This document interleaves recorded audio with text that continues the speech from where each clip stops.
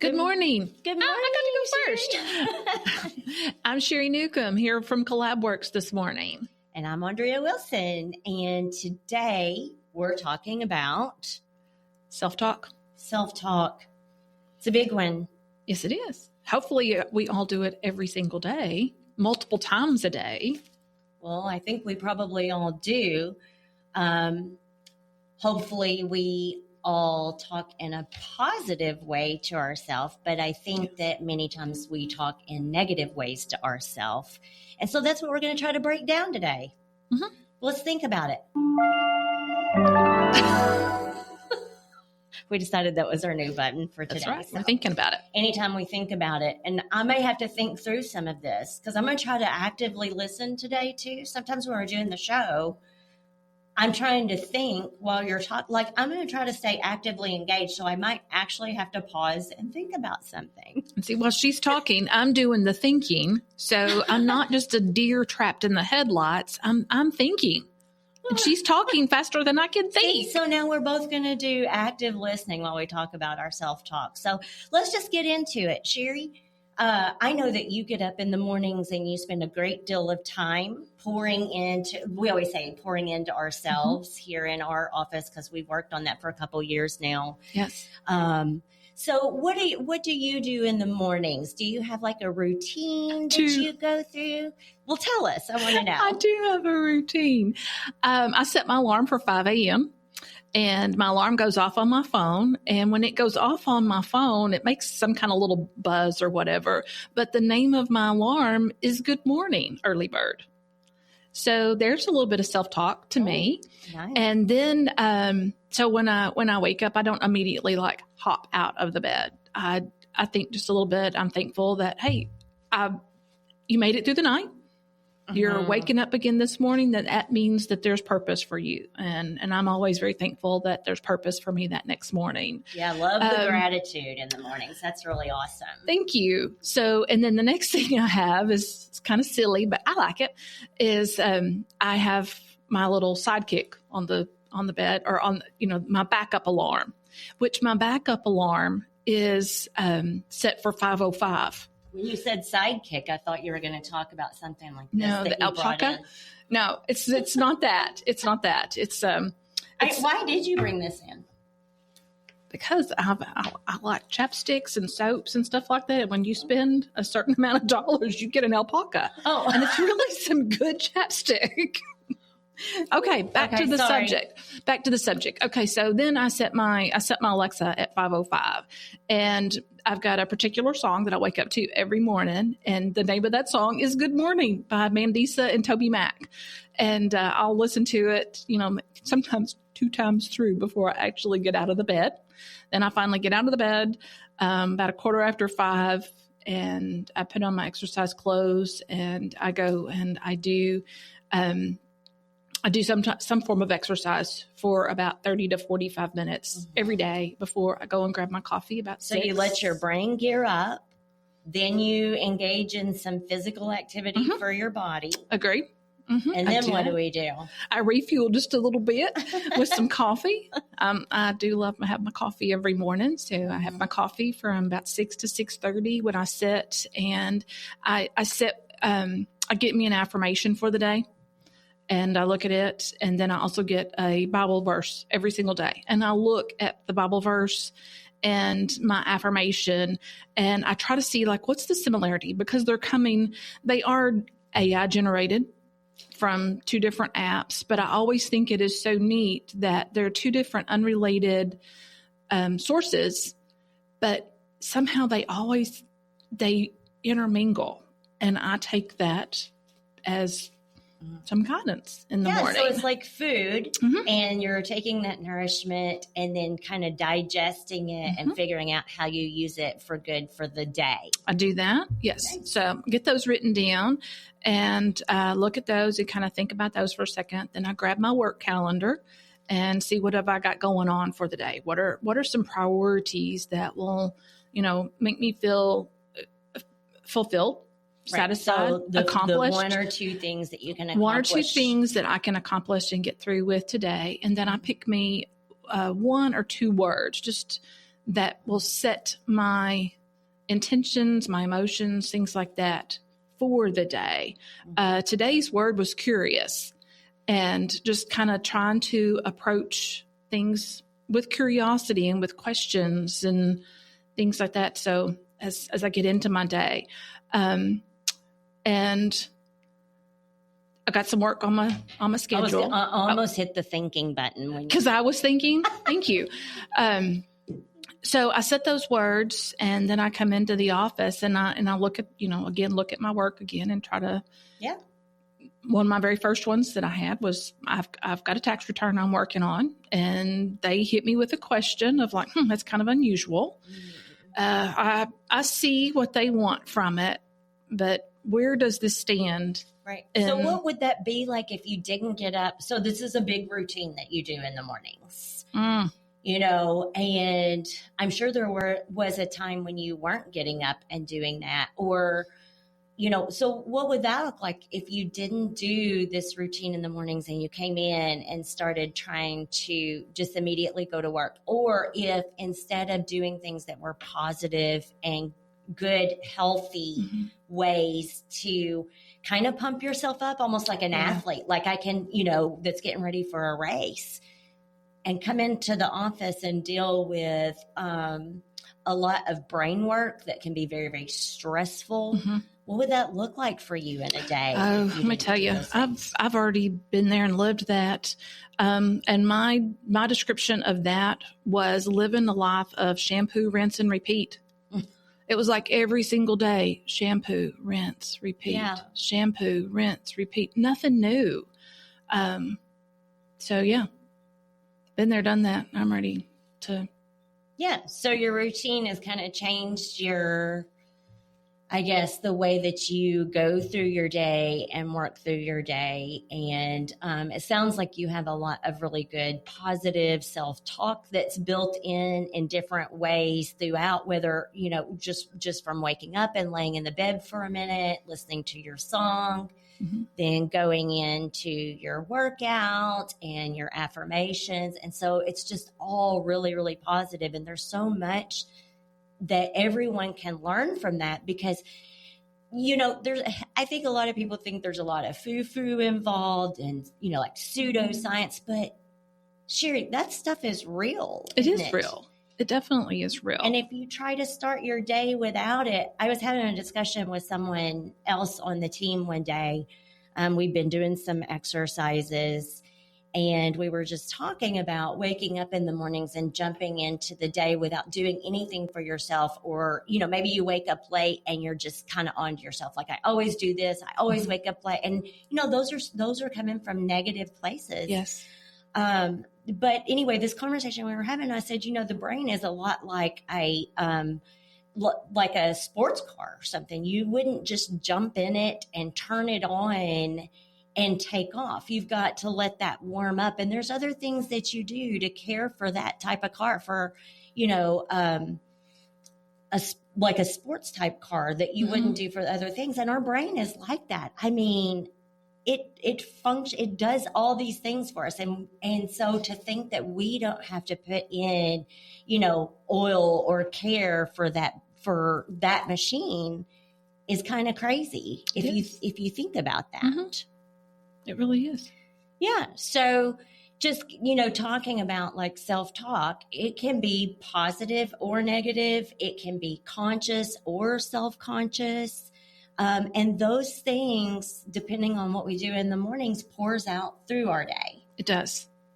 Yeah. It does. So do you feel like you're a lot more powerful through your day and you handle those stressful situations better when you get up and have that full morning of your routine? I definitely feel more confident about things and ready to face it. So when you were in your shampoo, rinse, repeat stage, what did that feel like at the end of the day? Oh, it felt just like that face just looked. Yeah. And I feel like a lot of businesses and business owners might feel that way. Like you just kind of get up and go through the motions every day. But the part that might be missing is you do need to take time to spend with yourself and reminding yourself that you're here for a purpose. Mm-hmm. We're all here for a purpose. Mm-hmm. And that purpose is, it's great. No matter if you think it's small or not, like, we're all important. It was a purpose, the way I think about it, and this is what I had written this morning, we are definitely different people. There's not another, we're all, we're snowflakes, we're all unicorns. There's not another person like us here on this planet right now. And there are billions and billions and billions of people on this planet. Mm-hmm. And we were all created uniquely different with a special gift that the whole world needs to see. That's a quote from one of our authors that we follow.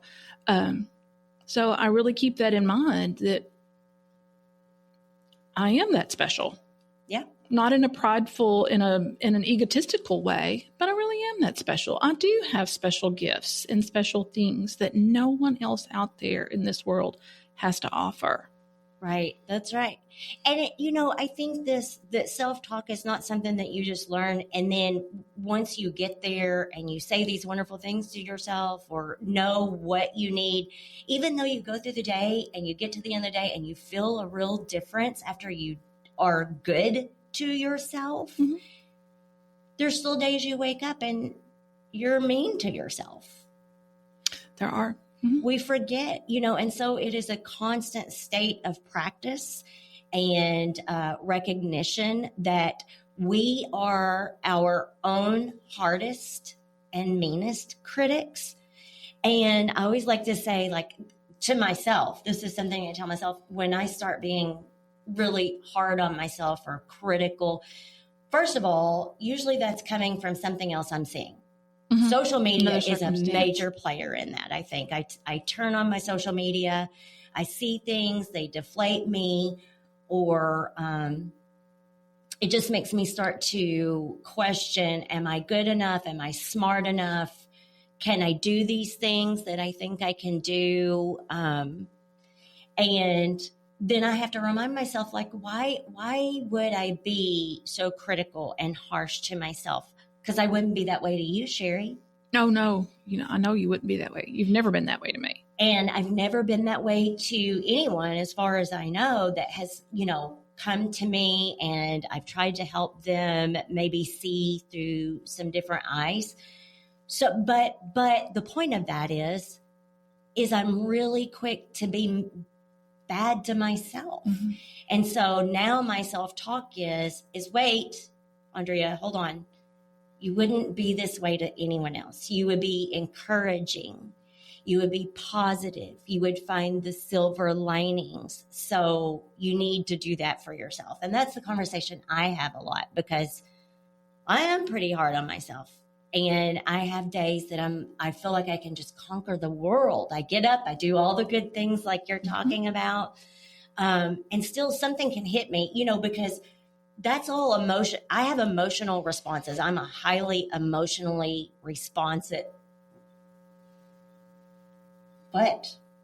Where did my word go? I don't. Oh, look, I found it. You're not as highly emotional and responsive as I am. I am emotionally reactive. That's what I'm trying to say. And so I have to actively practice being good to myself. And I think that's what we want to tell you guys is, as people first, always as people first. Mm-hmm. And as business owners trying to do something great in the world. And that that's your purpose, because God wouldn't have put that thought in your mind or let you even see that vision if you weren't able to do it. Mm-hmm. Is quit being so hard on yourself and learn to be better. And Sherry, you may have something to add to that, because I know you do a lot. You actually probably do more of this practice than I do, of just being good to your, like really internalizing and starting your day that way. But for me, what I would say is that's been really, really powerful to say, how would I talk to someone else? And I can real quickly change how mean I'm being to myself and how critical I'm being by just saying, okay, that's not acceptable. I wouldn't do this I wouldn't say this to anyone else. I wouldn't be this harsh on them. So I'm not going to with me. I don't think I'm at that point where you are yet. I'm still working on myself. I don't know if I missed your question. Okay. So the question is, let me back up. So, because I know it's hard, especially when we're recording and I put you on the spot. It's hard for me too, when you do that to me. But what I'm saying is, like, if you have a day where you're being a little rough on yourself, or and maybe you're not, because you kind of are like one of the most positive people I know, but I can't believe that you don't ever have a difficult day. So I think my question is, how do you change that? What do you do? Sometimes I just have to let it be. Sometimes you just have rough days and you just have to let them be. But those rough days do not define who you are. So you don't let that negative self-talk feed into. I have in the past. I mean, like I had this past weekend. By about Sunday, when Sunday morning rolled around, I was like, I'm kind of done for, and I need to be getting refueled for the week. But I'm kind of having a meh day, you know. So when I was sitting there and thinking for a moment, I forgot exactly what my word was that I picked that day, but I just chose to have peace and contentment and stillness in that moment, and just let things be. And it ended up being a good day. Yeah. So, okay, that's what I'm trying to get. So peace and contentment and stillness, is that your go-to? Yes, contentment. I try to do that. That's trying to be a go-to. Gratitude and. I try to go to that a lot because you talk about the race cars. We're not meant to live 90 to nothing for our whole lives. No, we've got to stop ever so often and be a little stiller. Right. And I think it's always okay in your self-talk to not always be perfect in self-talk, because we all get down. We all have low moments. But I think the takeaway is, don't be harsh. Don't be mean. Don't say something to yourself that you wouldn't say to your friend. Right? Exactly. Yes. So that's self-talk. And then, so if we're applying it to like business owners or someone that's trying to work on their purpose, like they're feeling like they need a change, or they're trying to just reach for that North Star, I would call it, the thing that's kind of calling at your heart. And you know that if you can get there, you will have reached your purpose. I think consistency, and then we kind of talked about that consistency is key. Yes. Because motivation is based on emotions. And so if you are having an emotional day, so you're not your perfect self, you maybe didn't even get all of your routine in that morning, Sherry. Does that ever happen? You always get your full routine in. That's why I'm late for work a lot of days, is because, I do. I get my full routine in. Okay, so I know I work really long days, and I've got to take care of me first. So, Yeah, so I need a little ladies, bit more. Ladies, that's why I'm late rolling into the office. So a lot of days. More of that commitment. So me first. But right. So, so your commitment is so strong. And so you have consistency there, and consistency is key. And I think that's one of the greatest takeaways that we'll share today is motivation is based on how you feel. That is an emotional response to how you feel. So there's things in your external world with your family, your kids, your husband, your parents, whoever, maybe just friends. Maybe you have some emotional vampires. You know, I got stuck on that I don't know, it's probably been longer than a year ago, about emotional vampires, when I learned, oh my gosh, there's actually a term for, people that kind of suck that energy out of you. But anyway, so there's all these things that can take away motivation. So if you're basing reaching your purpose and working on your personal success story if you're basing that on how you feel every day and whether or not you're motivated to do the work, to do the things that you know you need to do, you're going to fail. So, and when I was thinking about this, I was thinking, well, so when I'm anxious, my anxiety lies to me, first of all. And it tells me that's where a lot of that negative self-talk for me personally comes from, is anxiety. And I'm a high energy person. I naturally have a lot of anxiety that goes along with it. I try to use that anxiety in a smart way. But that anxiety, especially when I'm leaning into the lies, like I'm not good enough, I'm not smart enough, I thought I was yesterday, Sherry, and I started all this, and today I can't do it, you know. When I'm leaning into that anxiety, then that is affecting my motivation for the day. It does. And then if I don't do the work, if I don't do the things I know I need to do in that day, then I'm failing at getting a little bit closer to what I believe is my purpose, what I believe is my success story, and what I believe God has put on my heart to do. So the key, here's the secret, is consistency.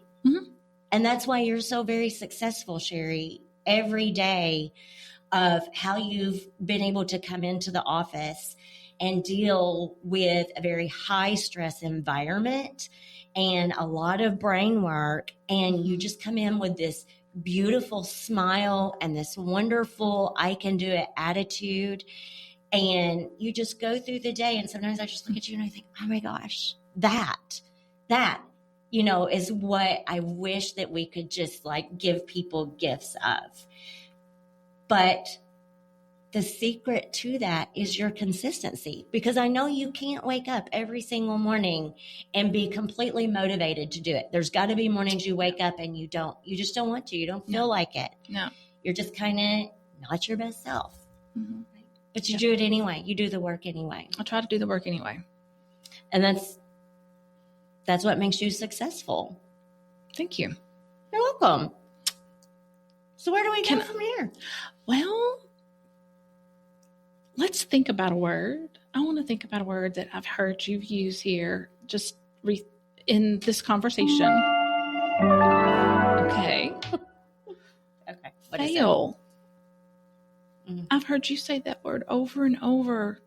You've not failed. You've just stumped your toe on an obstacle. No, doesn't that sound so much better? Fail sounds so permanent. I don't like that word anymore. Well, can we get rid of it? Are we going to put it on our list of words that we don't want to use? That we just. I would like to replace it with I stumped my toe on an obstacle. So when I do use the word failed a lot. You do. I've heard it so many times in this little few minutes. For me, I think when I use the word failed, it's a motivator. So if I'm using the word failed, it doesn't stop me. It just makes me go a different way. Like I know that I was maybe on the wrong road or the wrong path, or maybe I just didn't have the right mental preparedness. I failed just at that leg of the journey. So I just back up and move on. But yeah, if you want to get rid of failed, we can. You're probably going to have to remind me quite often. Oh, I can't wait. Because I'm going to tell you stumped your toe on an obstacle.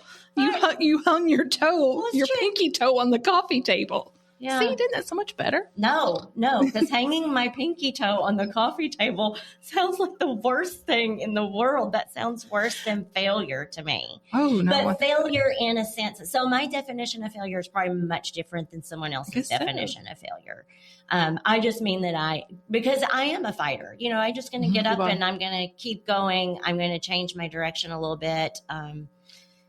Whatever that means, and I might do something completely different, but usually it's the same. It's just I just chose a different route because I hit some dead end. But that comes, Sherry, from being a creator.